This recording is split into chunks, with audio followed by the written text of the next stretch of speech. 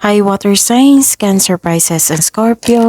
Welcome po sa ating channel at ito ay inyong daily Gabay Tarot reading for May 24, 2024.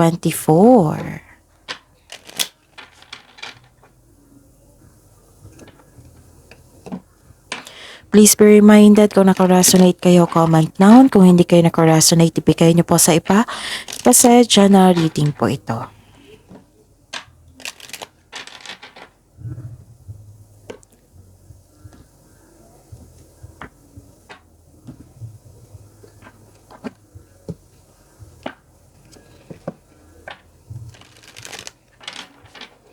Gamitin ang reading na ito bilang gabay lamang. Please like, subscribe, and click bell button for notification para updated po kayo sa daily tarot reading natin. Maraming salamat po.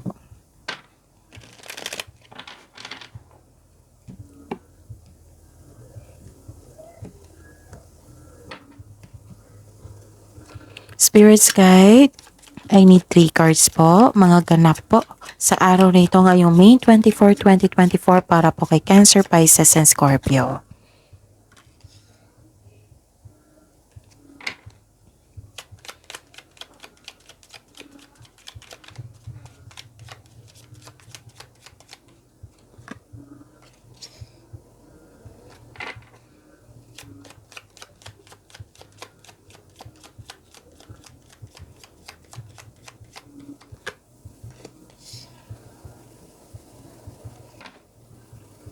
Kuha tayo ng mensahe.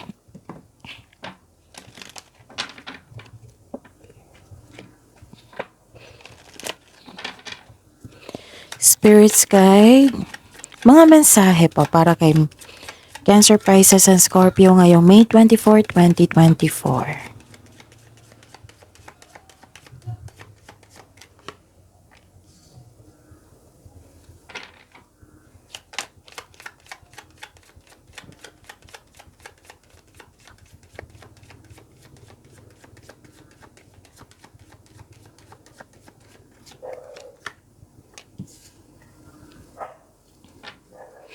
Okay.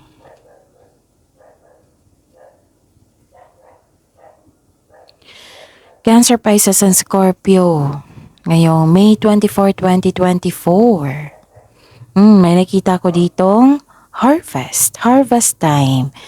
Resulta ito sa hard work nyo po. At saka, pwedeng sweldo ito ha. Basta may nakuha kayong output. Ganon. May nakuha kayong magandang resulta. Pwedeng pera ito ha.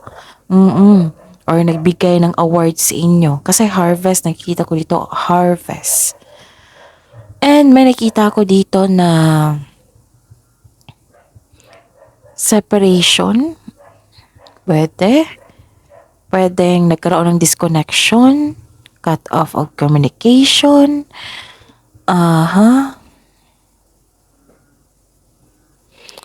Okay, yun. So, mag-ingat kayo ha, baka masugatan po kayo kasi may nakita kong sharp edges dito, yung matutulis na bagay. And may nakita kong pagbabago dito at may nakita kong authority, concern sa education, and institution.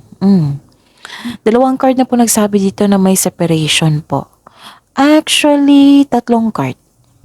Nagsabi na may separation po. Paghihiwalay. Pwedeng long distance yan, nagkaroon ng long distance, or literal talaga na hiwalay. May nakita ko ditong pumasok ka sa isang malaking building and malakasin yung intuition.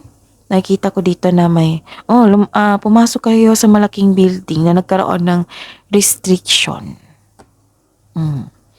And wag kayong magpadala sa inyong ego kasi nang dahil sa ego nyo na pwedeng nagalit kayo pero mas nakita ko dito yung lungkot. Nagkaroon ng isolation, ganun. Dahil sa pagbabago siguro. Kasi 2 card na po nagsabi sa akin dito na may pagbabago. Okay? Kasi may nakita ko ditong na-stress kayo dahil sa restriction siguro, dahil sa pinagsasabi ng ego nyo. may concern kayo sa katikasan ng ulo, yun, yung restriction, yung stricto po. Meron din dito. So, dalawang card talaga nagsabi dito. And, nagkaroon po ng ending with new beginning. Nagkaroon ng closure.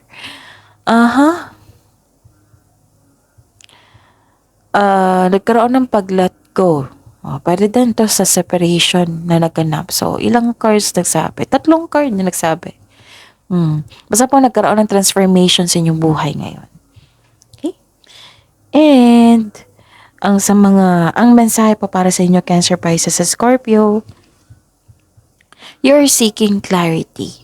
Pwedeng nag-aaral kayo, pwedeng nagre-research kayo. Basta, you're seeking clarity dito at magaganap din naman. Magkakaroon ng clarity kasi malakas ang inyong intuition. Pag nakakonect kayo sa inyong intuition at natuto kayong makinig sa inyong intuition, magkakaroon yan ng clarity. Bakit may nararamdaman kayong takot dito? Cancer, Pisces, and Scorpio. And nagsabi dito na face your fears, release the power of fear.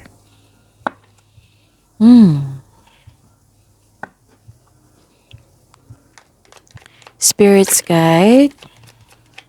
Energy po ni Cancer, Pisces, at Scorpio ngayong May 24, 2024.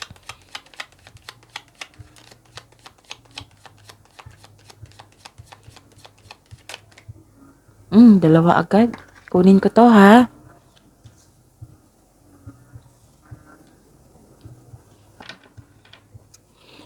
Okay, by the way, Cancer, Pisces, at Scorpio, nais kong ipaalam sa inyo na uploaded na po yung monthly gabay tarot reading po for June 2024. Oo, kaka-upload lang nung isang araw. So, i-check nyo po, panoorin nyo po at supportahan nyo po, okay? At saka, nais kong ipaalam sa mga suki ko dito na Cancer, Pisces, and Scorpio na open na po yung June 2024 monthly gabay tarot reading nyo. So, PM nyo po ako for schedule. At sa mga bago dito na gusto magpa-personal reading, ito po yung video nyo. Sa baba niyan may May 24 para kay Cancer, Pisces, sa Scorpio. Sa baba po niyan may nakapost na link. I-click nyo po yung link na yan para ma-message nyo po ako for inquiry and for booking. Again, pasensya na po kasi bumalik yung ubo ko at may sipon pa ako kasi paulit-ulit na naman yung brownout dito. Tapos plus init pa ng panahon. Nako. So, sinisave ko yung boses ko Baka, kasi may feeling ako na mawawalan ako ng boses kung hindi ko pag-ingatan. Sana ay okay lang sa inyo yung boses ko ngayon. Tapos, focus lang kayo sa mensahe para may makuha kayong gabay, okay? So, maraming salamat po. Actually, may celebration dapat ngayon. Pero ayaw nyong i-celebrate. Pwedeng pagod kayo. Pwedeng galit kayo. Pwedeng nawalan kayo ng gana. Pero may celebration, sabi po ng card dito na kailangan nyo dang i-celebrate yan. And acknowledge the blessings, the success. I-acknowledge nyo. Kasi blessings ito from universe. Para mas maganda yung flow ng energy nyo po. Okay? Para ma-recharge na kayo kung pagod kayo. Para mawala na yung inis nyo. Yung galit pa. Oo. Okay? Ano pa? Ano pang nakikita ko dito? Okay. May nakita ko dito na may naalala naman kayo sa past. Okay, that's very normal pero kailangan yung i-process yan, okay?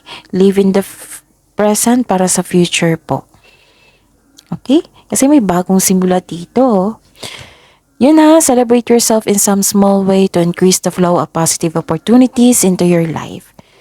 Kasi deserve mo ito kasi masipag po kayo. Okay? May bagong simula po dito.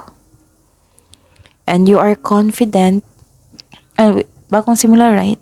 Bagong simula, and this is a clarification of your 3 cards here.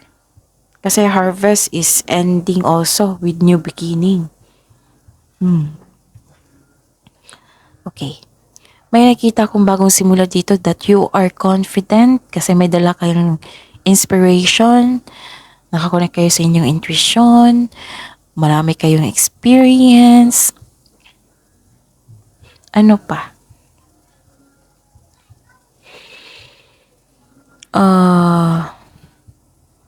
So this is a leap of faith. Hindi kayo takot sa challenges or obstacles. Wow, that's good. Kasi nakita ko dito na face your fears, right? So that's very good. Na hindi kayo takot sa mga obstacles or challenges na yan. So you know you are on the right path kasi nakakonect kasi inyong intuition. Sa mga hindi pa alam kung paano mag-connect sa inyong intuition, panoorin niyo po yung May 18 or 19. Diniscuss ko po doon. Tapos, you are on the right path. Kumbaga, bahala na si Batman, basta go ako. Marami akong experience dito at nakakonect kayo ako sa intuition ko, basta go ako. Pero kailangan ng pag-iingat dito, oh. Huwag magpadalos-dalos sa pagpasya. Kailangan ng konkretong plano. And listen to your intuition also. So yun, take a leap of faith and trust the support of the universe. You are divinely guided. And huwag kang matakot. Instead, i-acknowledge mo ang mga lessons na na-encounter mo. Kasi this will lead you to new opportunities po. Okay? Itong card na ito, itong message ng card nyo po. Parte ito ng personal and spiritual evolution nyo po. Okay? Kung sa career man ito, you should take a risk and try something new. Mag-step out kayo sa comfort zone. Okay? Ano pa? Okay. Career and money po ni Cancer, Pisces sa Scorpio ngayong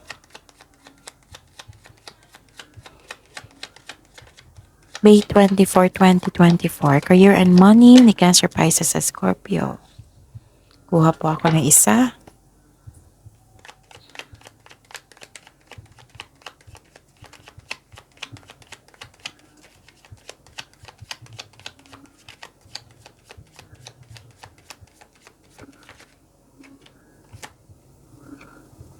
Okay.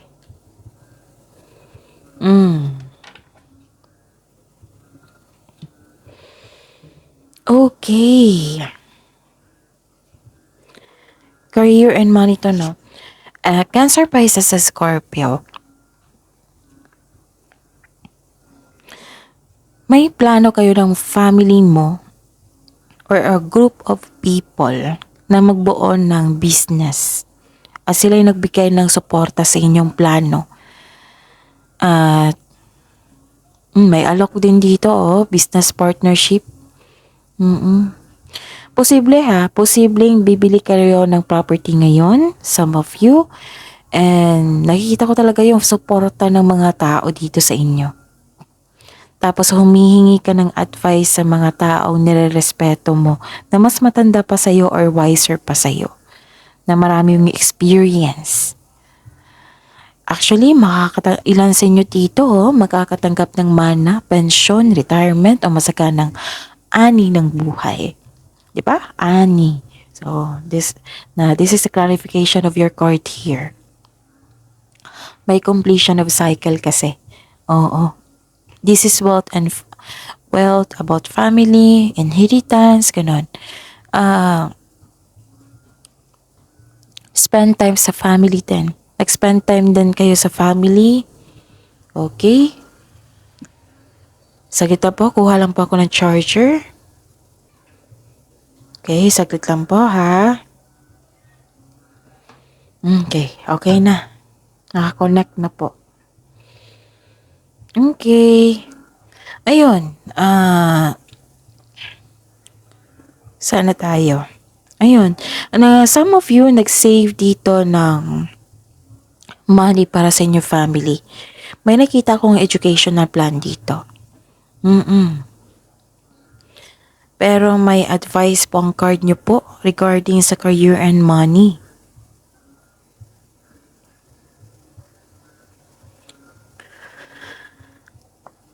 Ha? Naging workaholic po daw kayo. Masipag kayo. Nagkaroon ng maraming pera. Dahil sunod-sunod ang overtime. Kaso kulang kayo ng pahinga. Kailangan nyo daw ng magpahinga. After this completion, nagkaroon di ba ng harvest o baka deserve mong, baka pwedeng mag-rest day kayo or magbakasyon. Kasi health is wealth eh. Mag-ingat. Some of you nakikita ko dito nagtitiis kayo sa toxic boss or amo. Sa halip you are staying in a job for the wrong reason. Nagsabi dito eh. Tapos, may warning po dito na may pastime po daw kayo na maaring maging bisyo. Yun nga, yung workaholic po kayo. Sobra sa trabaho. Kailangan yung magkaroon ng realization dito kasi, kailangan ng time for reflection para maiwasan ito ng maaga. Okay? Kasi may nakita din akong sabotahe dito, obsession, naging obsessive, pwede din naging materialistic or nahihirapan. Parang nakagapos kayo. Oo, nagtitiis sa isang sitwasyon. Okay? Yung nagkaroon ng powerlessness. Yun. Spirits guide, love life, self-love, partnership, and romance in Cancer, Pisces, and Scorpio. Ngayong May 24, 2024.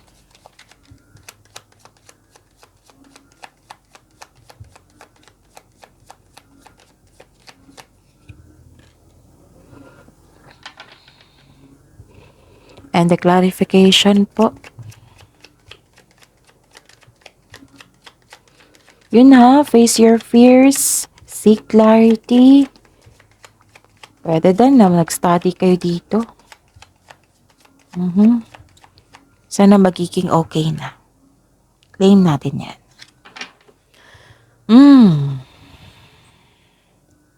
Sa love life, self-love, partnership, and romance ni Cancer, Pisces, sa Scorpio,